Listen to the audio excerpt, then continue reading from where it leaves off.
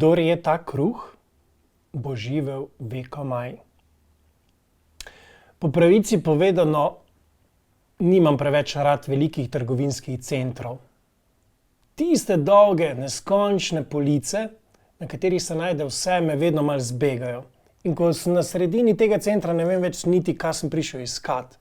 Če sam kruh vzamem za primer, včasih gledam vse te vrste kruha in se sprašujem, pa res, kakšnega bi si že danes želel, takšnega, ki ima bolj debelo ali bolj tanko skorjo, takšnega, ki je bolj mehek, pa zato se bo prej pokvaril mogoče, ali pa takšnega, ki je mogoče malo bolj trd, pa bo zato dlje zdržal.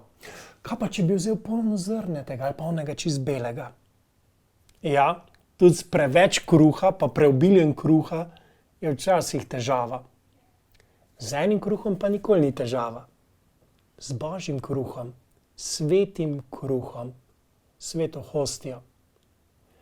Bi rad prejel kruh, ki te bo nahranil ne samo za to življenje, pa tvoje telo, ampak tudi za večno življenje in bo nahranil tvojo dušo, tvoje srce, tvojega duha. S takšnim kruhom pa ni težave. In zastonj ga boš iskal v trgovini med vsemi drugimi kruhi. Ta kruh lahko dobiš pa samo pri sveti maši. Takrat in potem, ko duhovnik vzame hostijo in izreče Jezusove besede, to je moje telo.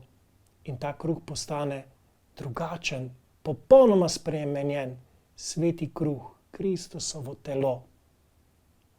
Če imaš že to srečo, da si že bil pri prvem svetem obhilu, te danes še torej posebej vabim, da res z veseljem, svetostjo pristopiš k temu kruhu večnega življenja, da se Jezusu zahvališ, da te z njim hrani in da čim večkrat poskrbiš, da ga boš res lahko prijel in da ti bo ta kruh pomagal priti v nebesa.